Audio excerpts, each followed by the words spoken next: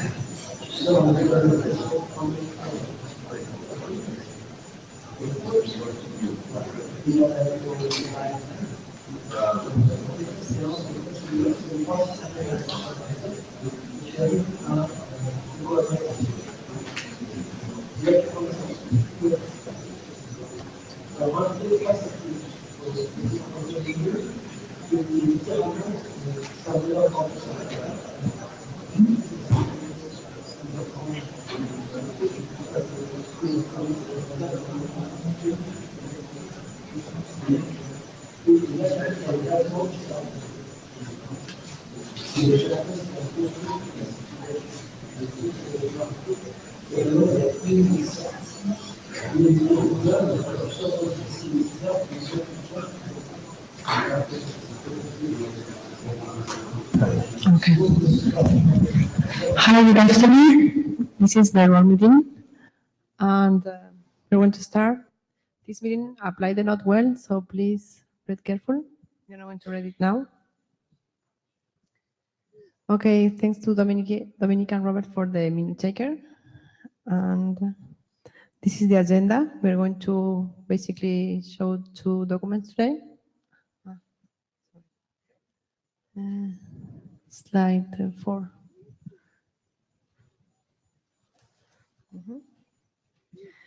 Okay, the milestone, we are working the first one, and in the second one, I think there is a document done in syslog routing dispatch. This is the state of active internet draft. It's almost in RFC editor queue. And we have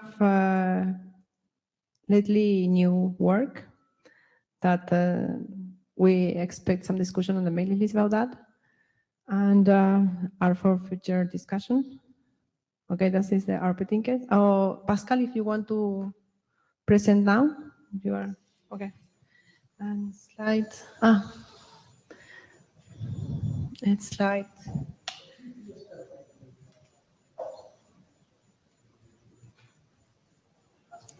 Yeah, Pascal, slide. Yeah, that one.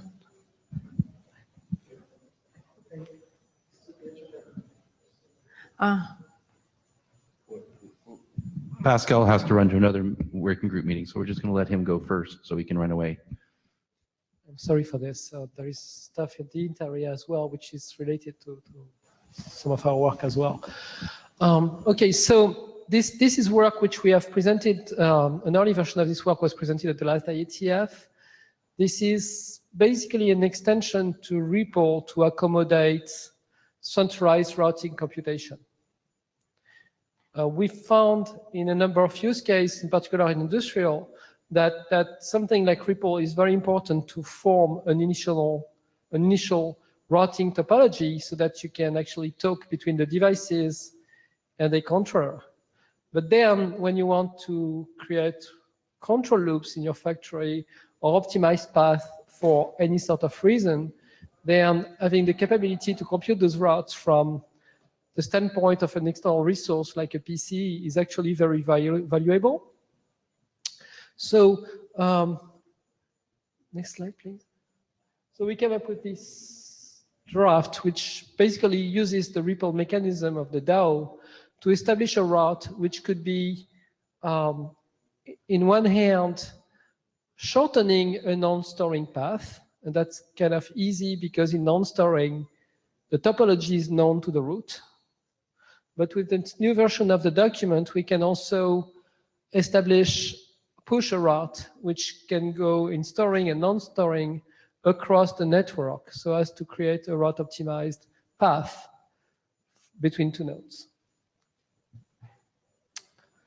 So that's basically what the next animation comes in. Well, can you go back one slide? I was not sure I had done everything here. Yes. So there is work which is starting at .NET for deterministic networking in the routing area. And this work will enable to expose a topology of devices to a central controller. Have the central controller compute a path and then push that path into the field devices. In the case of a REPL network, like a 6-dish network or any other REPL network, it is not clear yet what the mechanism could be to actually install those routes. But if you have a constrained device that already supports DAO messaging, then it would make sense to actually use the same DAO exactly to populate this path into the routers. Oops, too fast.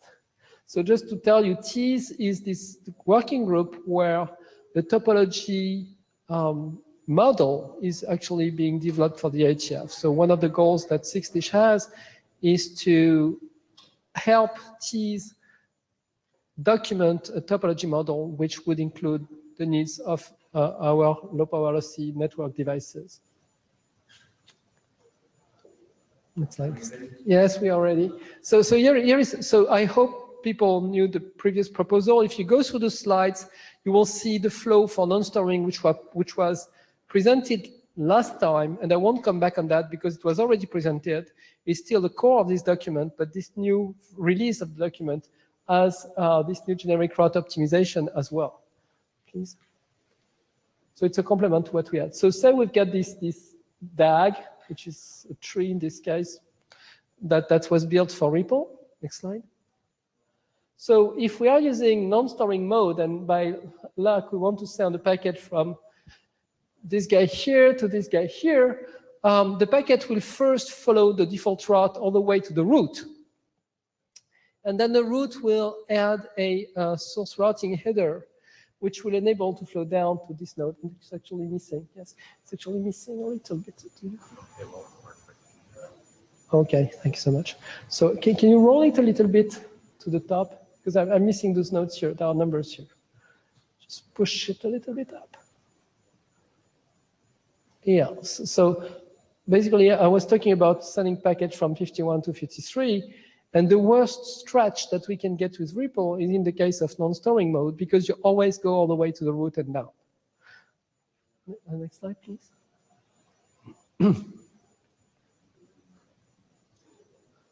So the next slide, no, you're not next slide yet. Right. So this is what you would get in the same topology using storing mode. It's bad luck, but the first common parent is Mr. 11 here, which means that if this guy pings this guy, it will go all the way to the common parent and down, and you see that's quite a route stretch. So the route stretch is important in REPL because that's how we save routing state. That's how we avoid knowing all the movement which can happen in the topology, which mostly care for the default route towards the root, and the DAO routes towards the children. That's all we care for. But the price to pay is that we've got this extensive paths in some particular use cases when you want to do node to node. Ripple is not optimized for node to node. Next slide. So what the proposal says basically is you can project a DAO. As opposed to inject a DAO in topology, you can project it. And projecting the DAO would go right away to the egress of the T path that you want to inject. Next slide. And as a DAO, it will go on the reverse direction of the path that you want to set between this guy and this guy. Next slide. And the DAO flows to the ingress of the path and sets up routing state as it does normally in Ripple. Next slide. And the DAO hack would basically flow all the way to the DAG root. Next slide. So with this, we've basically installed a route in 41 via 42 to this guy here. Each time I don't see the numbers, can you? So again, we are talking about routing to Mr. 53 here. And so what the DAO has done here is it has installed a state in 42 to route to 53 via 43, and a state in 41 to route to 53 via 42. And this basically enables a shortcut between 51 and maybe other children of 41 toward 53. So to enable this sort of installation, it's important that the root or a PC which talks to the root is aware of the capability of those devices, of the neighborhood, information between those devices, etc. So it has enough information to build this particular path. And that's why I mentioned that the work that's done at DetNet and at Tease can be actually a necessary component to the whole solution. And that's basically the addition to the work that was proposed last time. For memory, and next slide, please.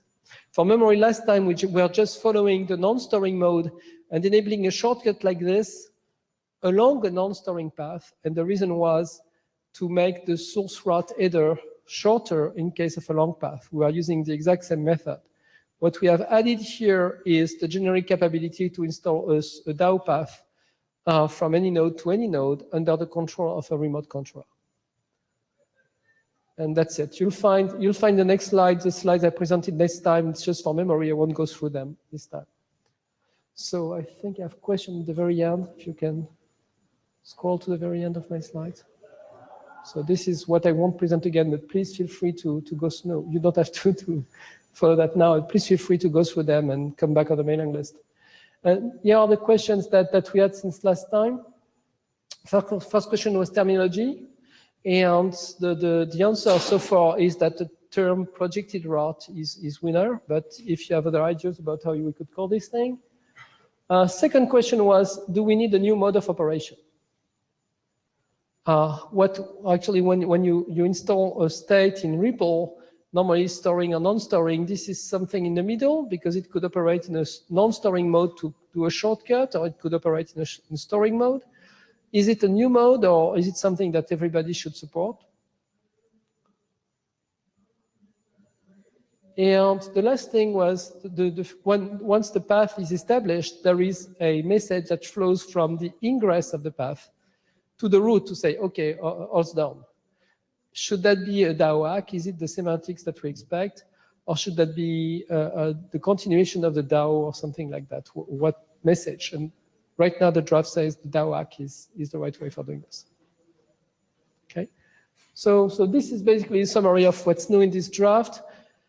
And what I wanted to do here is poll this group for interest in this work. I mean, do people think that storing and not storing are sufficient, or do people think that going to a controller-based model is of interest in some of the topologies they care for? Fire at will.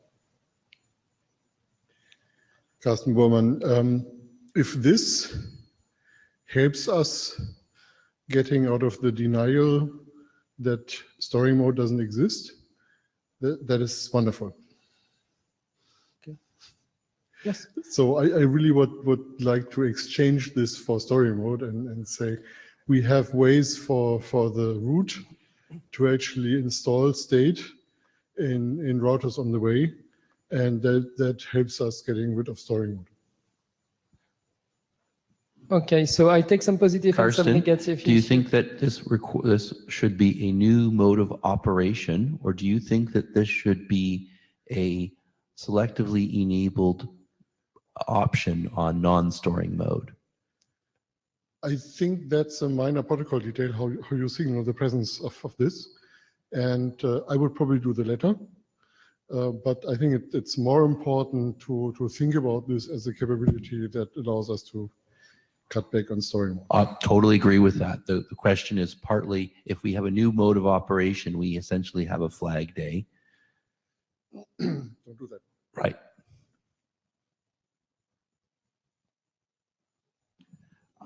There's other questions up here. It would be great to have 1 or 2 minutes of discussion about them.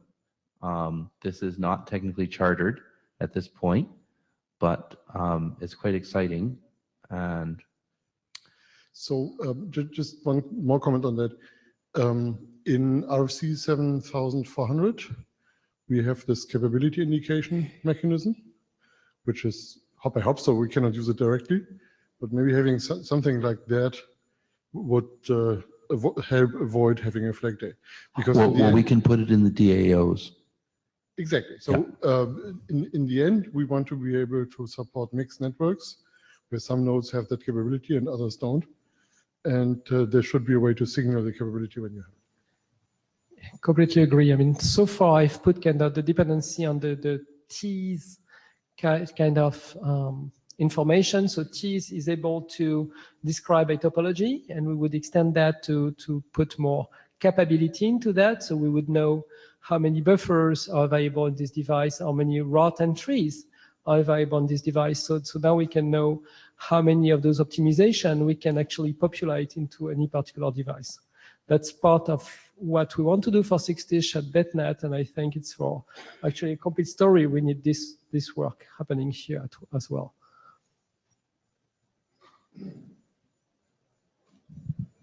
Anything else from the room about this?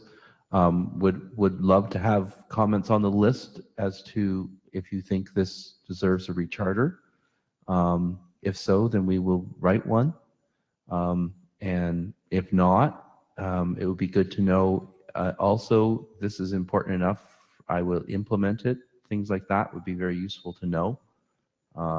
Coming on the list to gauge whether we should engage in this, because it would essentially involve keeping this working group open for at least, I think, another year. Otherwise, we would close very soon.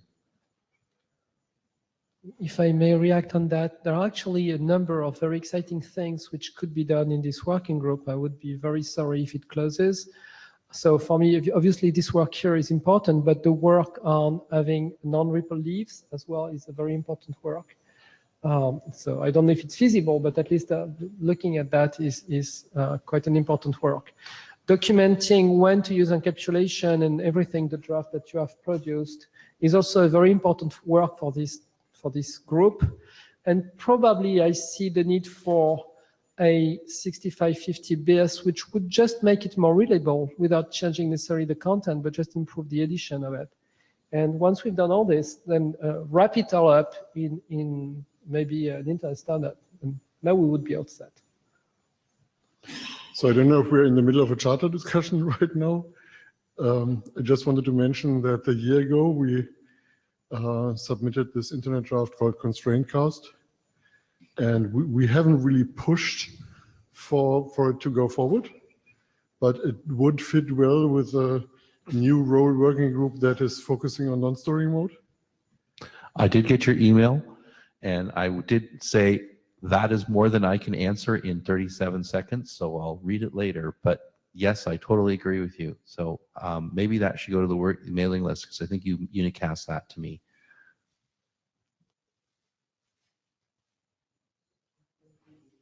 Thank you, Pascal. So we're going to go back to our original agenda. I'm this somewhat weirdness. What? Okay, Michael is going to present the next draft.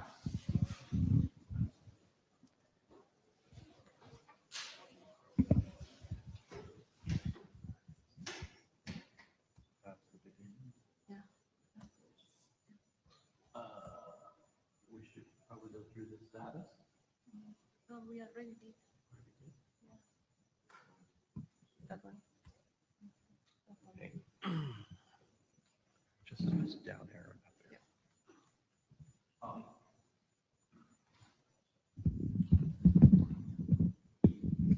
So partly lacking anybody else to complete this work. No pink skirt, I have to stay in, I guess.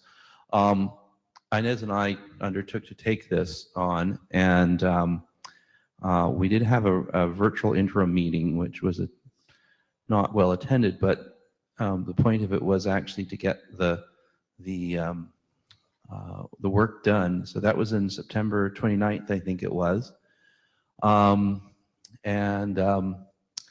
We went through a bunch of things. So this was a reference, this is just a reference diagram that I wanted to make sure I explained the room understood and was clear, because I basically just copy and pasted this about 12 times afterwards. So in this diagram, I numbered the nodes. I like Pascal's numbering, so I used that. And so I have a 6 LBR at the top. So I turn the right way. Up here, I have some kind of a backbone here. I'm going to be a little bit vague as to whether it runs Ripple or not, but over here I put a node over here which perhaps is Ripple aware. So for instance, it might speak, you might speak Ripple across this network as well, which would allow this guy to see that essentially appear to be a leaf. And then I stuck the internet here. We've all heard of that, and some generic node out there on the internet. At the bottom here, I have two nodes, Q and N, and they are 6 low-pan only ND nodes. So yeah, so it's trying to chase me, this camera. Okay, so I'll stand in front of it. There you go. And then these guys are just nodes involved. So next slide, please, Inez. And so this is sort of the similar diagram in ASCII art that we've seen many times. It's not really a lot different. Next slide. So what we tried to do is walk through the rules that we know that 6PAN has given us about when we can add and subtract extension headers, and when we need to use IP/IP encapsulation to do that. And so this basically summarizes it, that basically if you can only add or subtract headers if you are either the originator of the packet or the destination of the packet, and if you want to do something else, you need to put an IP/IP header on top of that. It seems pretty obvious and simple. You know, it's a pretty simple rule, and yet it turned out as we went through the list that it wasn't as obvious as we thought, and that the ramifications were not as obvious as we thought, and furthermore that the number of times when you could have traffic in an LLN without an IP/IP header was remarkably slim. And that was quite disappointing, because it sounds stupid to design a network where you always put IP/IP headers in all over the place when you probably shouldn't. So next slide, please. So we went through 24 instances. Yeah, go. Yep, please. Sometimes when your premises lead to an unacceptable outcome, it's time to change the premises. Right. One question that we probably should not discuss now, but keep in our minds is, do we actually need that restriction? Yes. Do we need that restriction? Right. And there are reasons for that restriction. And it might be useful to look at those reasons in the context of a Ripple network and see whether those reasons actually can be remedied using Ripple mechanisms. Okay, so I would love to do that, Karsten. I hope you're volunteering to think about this a little bit, or write something up, because to first order, we did do a little bit of that, didn't we? A year ago or more, when we thought we were going to get, we were going to deal with our compression, issue, right? And sorry, flow label as instance ID issue, right? When we were going to try and we thought we were So that was going to deal with the problem because that gets rid of an IP header. And so we ran up against a well, and so if you want to reopen that, if the working group feels that that's a viable means, because we've gone down another route at this point, we've gone down the other route of doing it properly, and we get to a relatively perhaps unacceptable answer. And so maybe it's more reasonable to go back. So I want to make sure the working group, the purpose of these slides is to make sure the working group understands the answer that we got to. So we went through the set of storing and non-storing, ripple aware leaf, non-ripple aware, I should say leaf, root, internet, that's as sources, and then the same thing as destinations.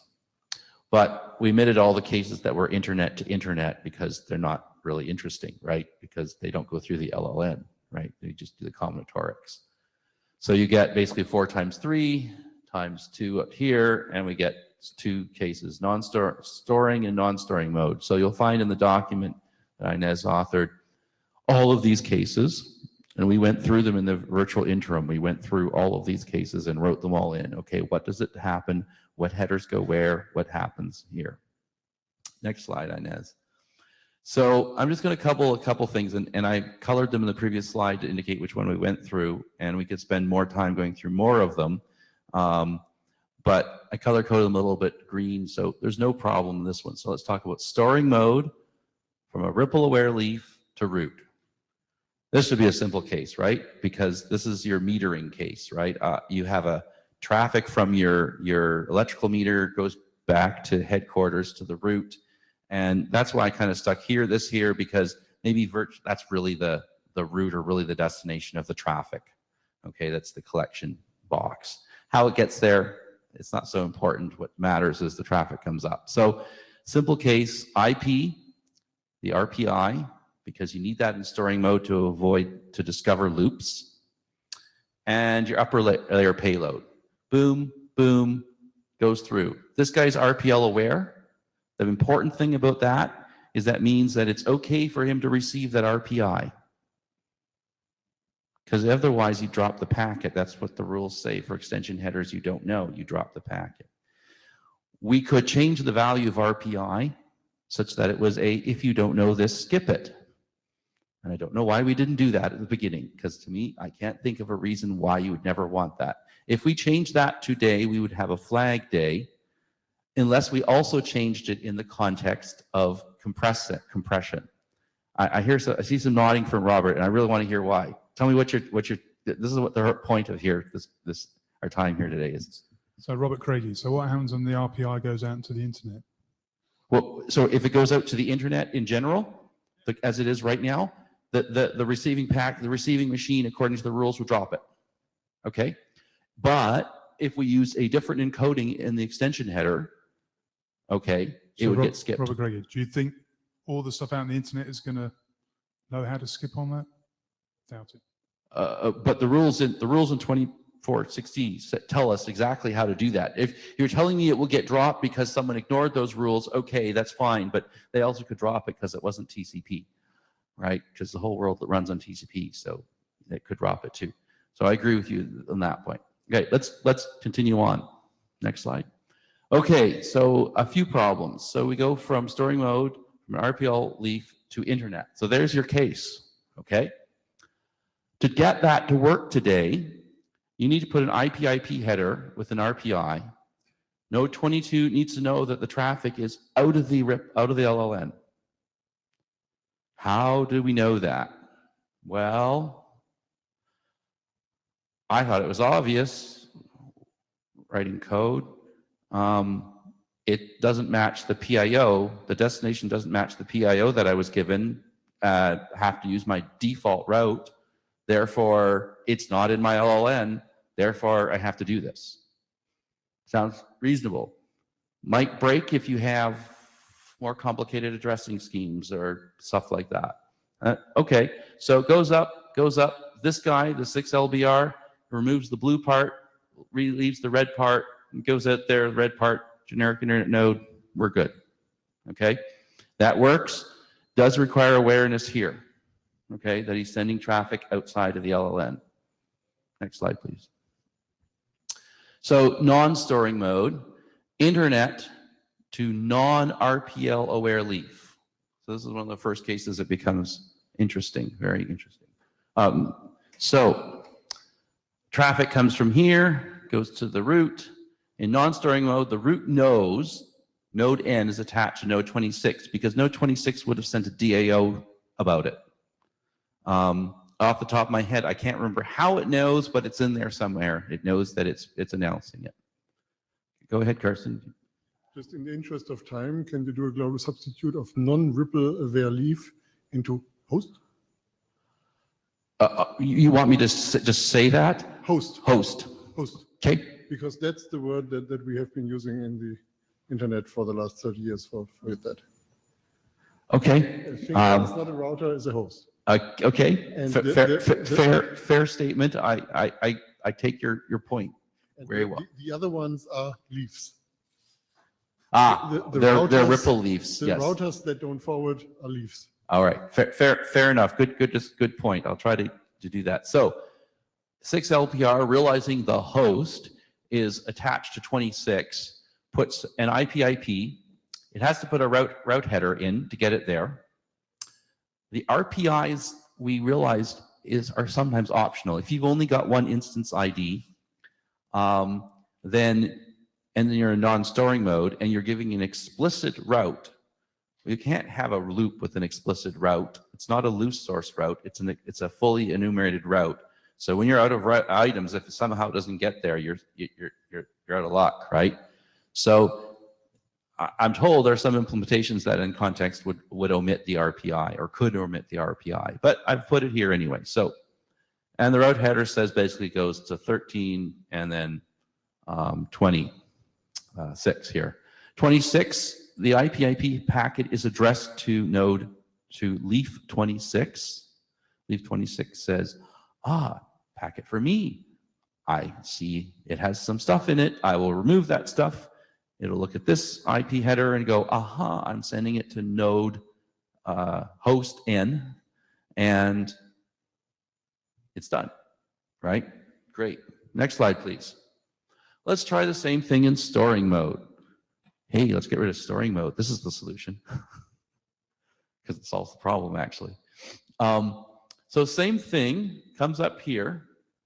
We have to put an RPI in. We don't need an RH3 because it's storing mode. We definitely need the RPI because there could be loops. And so we send it to 13. But we only know to send it to 13. It's storing mode. And so where is this IP addressed to? Well, naively, we should address it to host N because that's where it's going. Why? Why not, Karsten?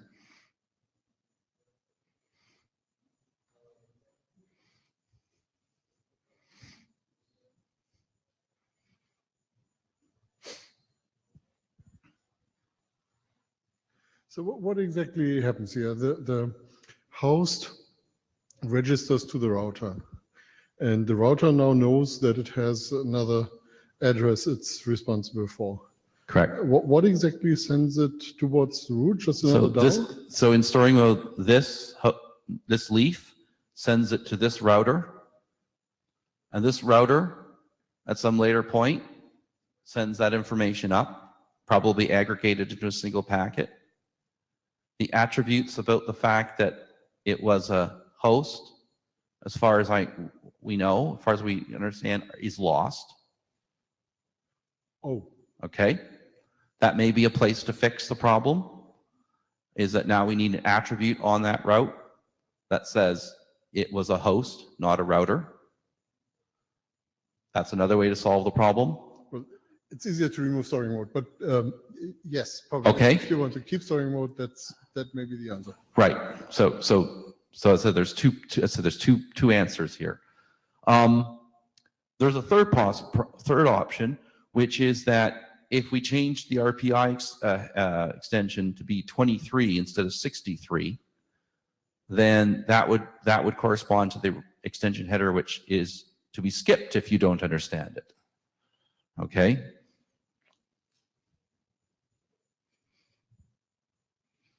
We have several mics. We could just pass them around the room. So I'm not sure that host will even be very happy with this IP and IP header. True. So really the last hop router should remove that.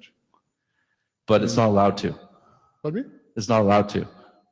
The IP header is the IP header at present is not addressed to 26. Yeah. So well, yes. Right. And in fact, without that attribute that we talked about, the root doesn't even know that 26 is involved. It only knows about 13. The forwarding rule could still say it's doing that. Right. So now we have to add I26 says I have a host. It is RPL unaware, and my name is Fred. So address packets to me. Right. Robert Craigie. So we went through this, and it is a long time ago, so I don't remember all the details. We did all this for Zigbee IP, and one of the ways of doing it is in the IP header is just, you do it single hop effectively. And you're kind of reconstructing it every time, and you reapply an IP header each So you're time. saying that this IP header is different than this one, is different than this one. Correct. Yeah. And so it's addressed to 13. So the node 26, then that's the final, that's the destination.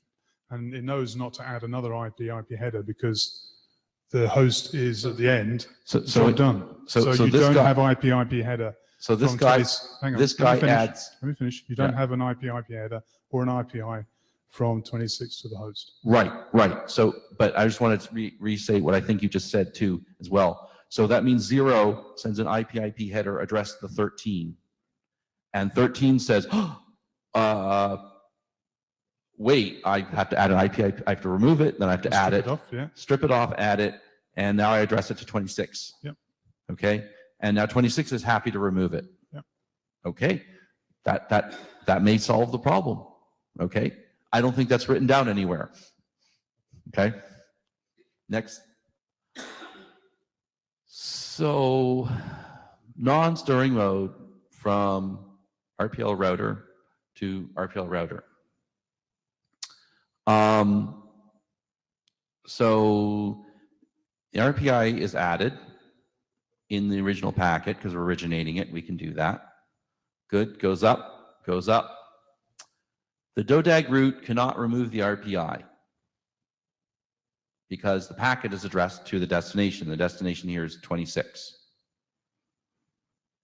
Because I sent a packet to 26, so I addressed it to 26.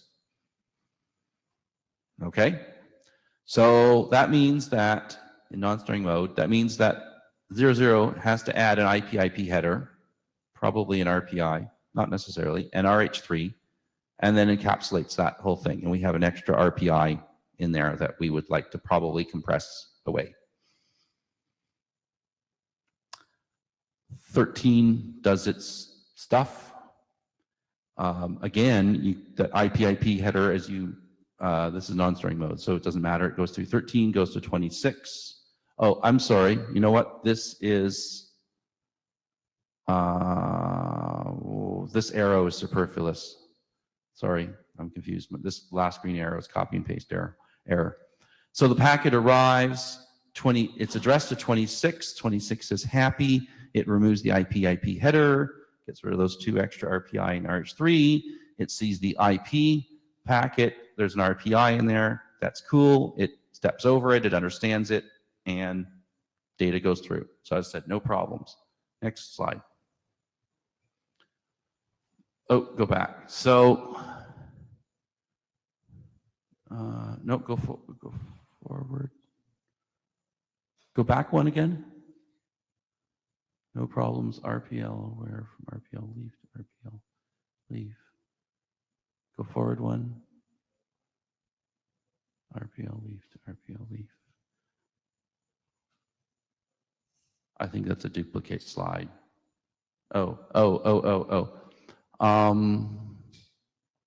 This is the other way that we could do this. If we added, instead, if we added an IP header here with the IP there, of course, this IPIP would be added so that it can be removed by the root. The root would remove it, would add its new stuff and send it down, which all it really does is saves us from carrying around an extra RPI, which if we can compress all of this stuff really well, you might as well just always put them in anyway, because that saves you from having to do an additional compression setup on the way down. Robert Craigie, and that's what we did in ZigBee IP. And how is it compressed?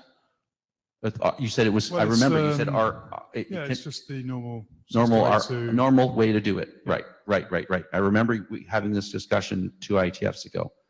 So this is what you should do. You should do it that way because it compresses well and it gets rid of the problem with compression on the downside. Okay, go ahead, Carson. Yeah, probably just the heading of this slide is wrong because you're really addressing the leave to host case here. There's no host here. This is just sitting in my diagram. It's from, the packet is from 22 to 26. N and Q are not involved today on this slide. Okay. Robert Craigie, but Carson's right. It works for the host as well. Oh, this works if it happened to have been addressed to N. Is that what you're saying? So the host would not put anything in, but the parent router would add the IP in. If it came from this host over here, 21 would add that header, and it could go around the question. And in non-storing mode, the root would know how to send it, and then we figured out how to do it in storing mode, which is you do it hop by hop, and so then it would remove it, and the host would be happy. Yep. Okay. Good. This is why we're doing this, because more brains are better than one. Okay. So next slide, please. So this was the, oh my goodness, what should we do? We continue the next slide. I think that's probably it. So this is a very useful, whatever, half hour we had, I think, because I think that was really useful to say this. Now, one of the three of the things that we said was getting rid of storing mode solves a lot of problems. Okay. Storing mode has to use hop by hop IP. That needs to be written down. Okay. And possibly we need attributes on roots so that when you send things up, do you need them? Well, you don't need that if you do hop by hop storing mode, IP rather. Go ahead, Pascal. Pascal Thubert, storing mode is actually implemented in some things that we use. Yes. My company is shipping 2 implementations in 2 different spaces where storing mode is being used, right? It's not like it's garbage. Some people don't use it, but some people do use it, right? So sure. No one's saying that you have to turn your equipment off. It just means that the spec may say in the future you don't need it because you'll have DAO protection. Which you would, I don't know. Is it always better? I don't know if it's always better. I think we have, yes, there's some other presentations at the end here, isn't there? I just don't want to run out of time here. So then we're Pascal and, yeah. So then yeah. Is there anything else to add here? Because I just want to make sure we capture what we're having here. And we know what we need to, if we need to compress new things, we know what we need to do. Okay, that's the critical thing of this effort, was to say, what are the patterns we absolutely see all the time and therefore need to compress? And are the things that we missed? So Pascal, again, there was the question at 6 law whether the 6 law RH work would support the non-ripple leaves. And the answer is no, because we don't know what to do yet, right? That's this work which would define what should be done. So it cannot be guaranteed that the 6 law RH as it's there would support what this group will find as the solution for this problem. Well, no, I think that this has to become input to 6 law and says these are the patterns that we need to compress. Yeah, and first provide the model of the IP packet before it's compressed. Right. So we know what it looks like, and so we can actually. So we can do that, yeah. Yes. Yeah. And that was the goal of this thing, to make sure that we had requirements right so that 6 law could do the right things. And if we have time in this group, I hope we can actually start this talk while we're here. So as the designer of the encapsulation, of course, what I really would like to have is a corpus of packets where I can run code on that tells me what the compression performance is for this variant and what the compression performance is for that variant and so on. Yeah. So if we could come up with a list of packets and a probability for them, we could actually at the end say this approach is better than that approach. Is that kind of thing that anything you could get out, Robert, from Zigbee IPs? Maybe has some packet traces or something, or yeah. Because that would be this is real, because we're compressing not Ripple. Just to be clear, we're not caring about Ripple control messages. This is customer, this is data that's happening here. So Robert Craigie. So just to kind of summarize what we did in Zigbee IP, we looked at all these kind of options as well. We concluded that in most cases you do have to encapsulate. Yeah. I'm not even sure there's a single case where we could get away with not encapsulating. Yeah. So there is an inefficiency there, but in a lot of cases it's a fairly small overhead because it's still an IPHC header. So the one case you don't have to encapsulate is Ripple to Ripple storing mode. Storing mode, yeah. And then you just stick in an RPI at the beginning, and Exactly. you have to do that.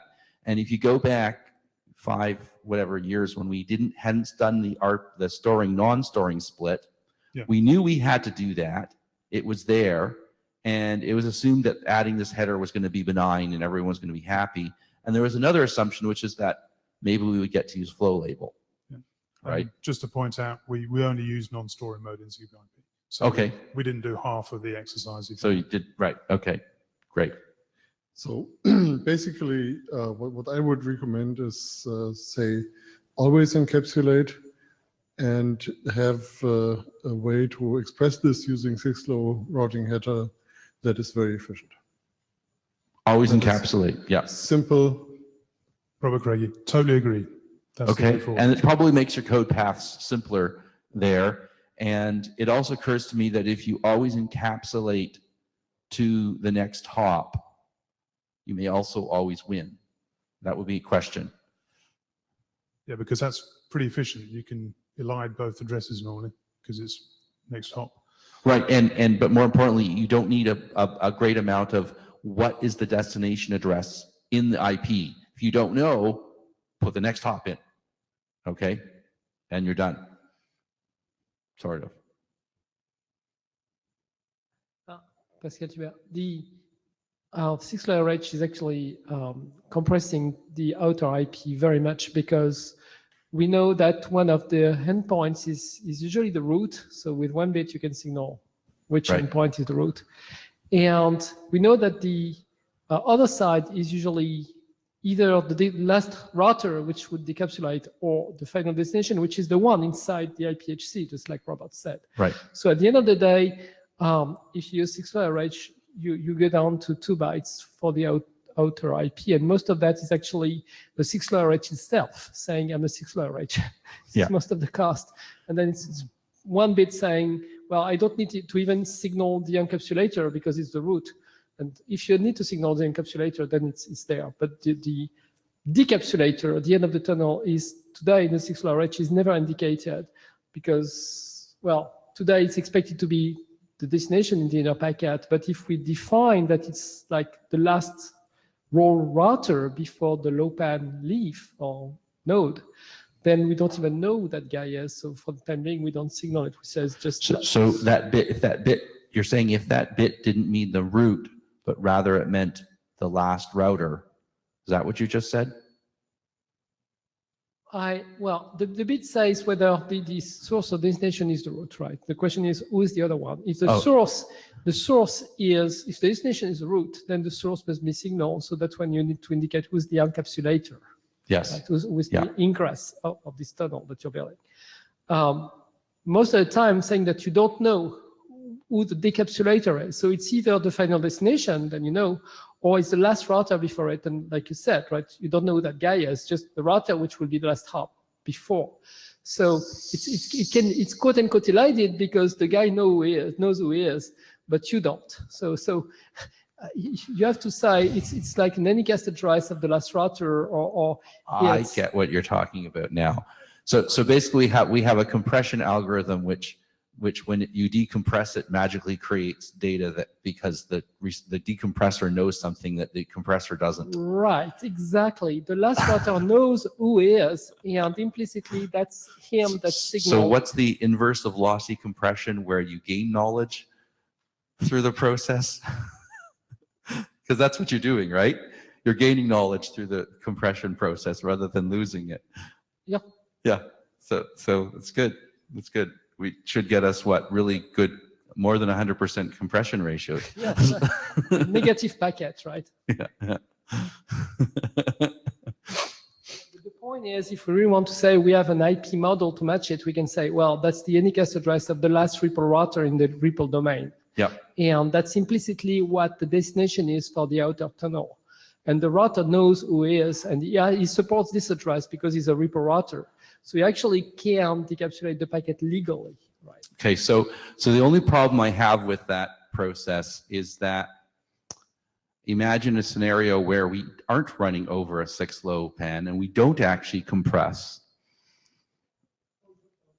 Then we don't know how to do it, right? We may in some cases not know how to do it. So it would be better if it was well defined before the compression, but maybe that's something we need to just deal with.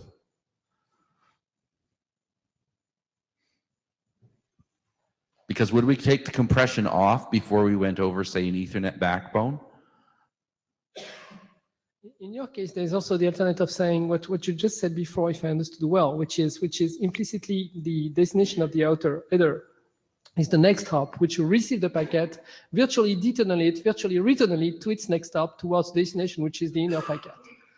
If you express it this way, implicitly the destination is always the guy you receive at the next hop. Yeah. That works too. I mean, that's just the format in the way or in the air would really be what we described today with 6-layer, right? It's just a matter of saying what's the assumed destination because it's not written in there. I love the idea that's just the next hop. Yeah, it's the next hop. It works. So I'm done here. Is there anything else that on this topic that someone else would like to add? What's next, Inez? Okay, thank you very much.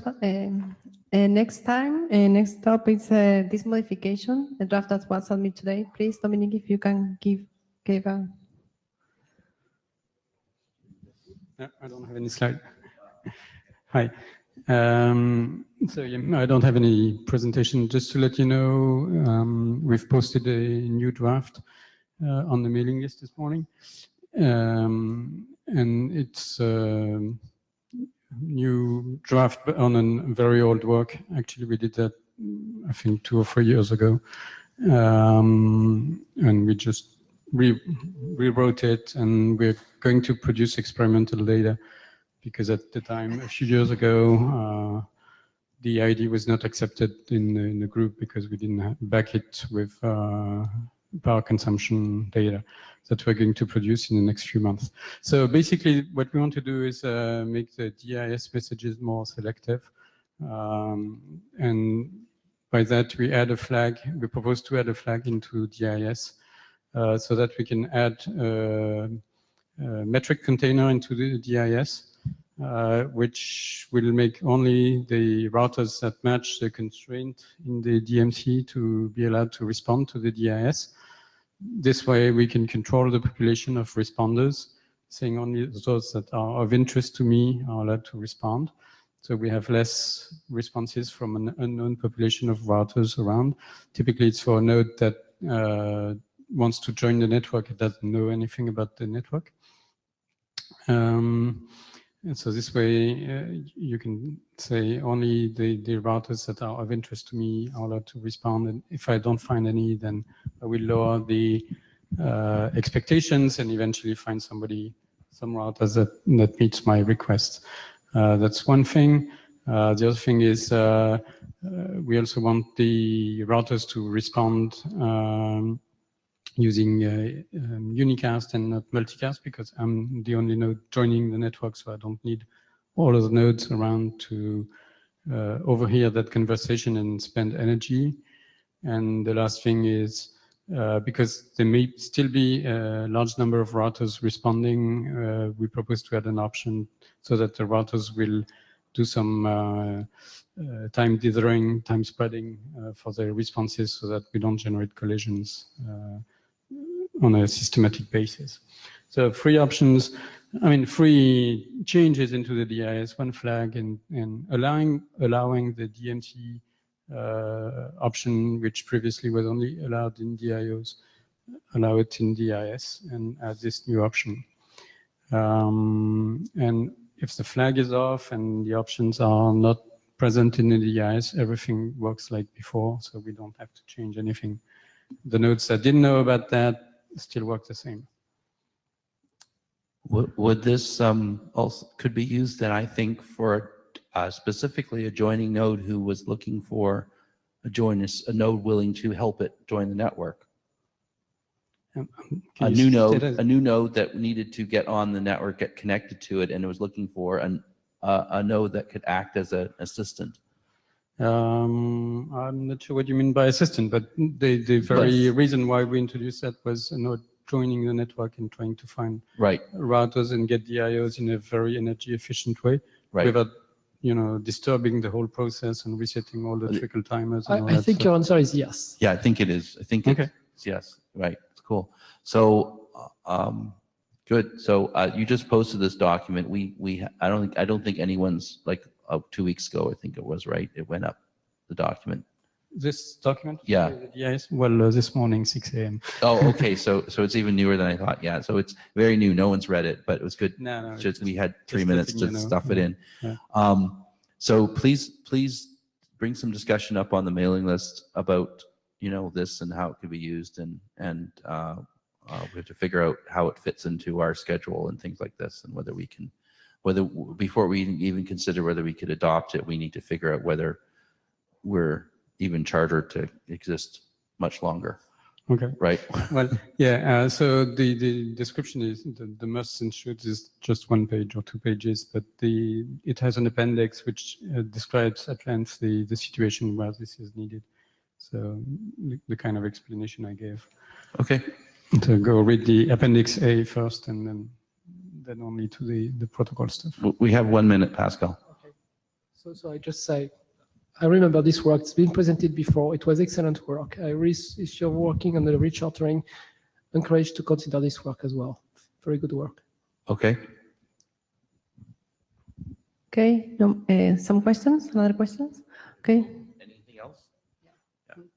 No. Thank you very much to Dominique and Robert Cray for the minute taker. Thank you very much. Okay. Thank you very much for your assistance.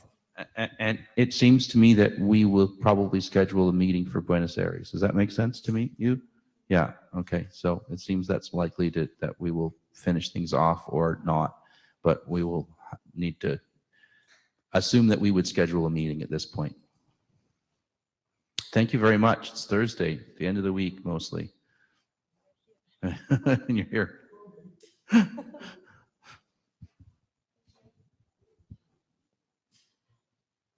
least we're not on Friday morning.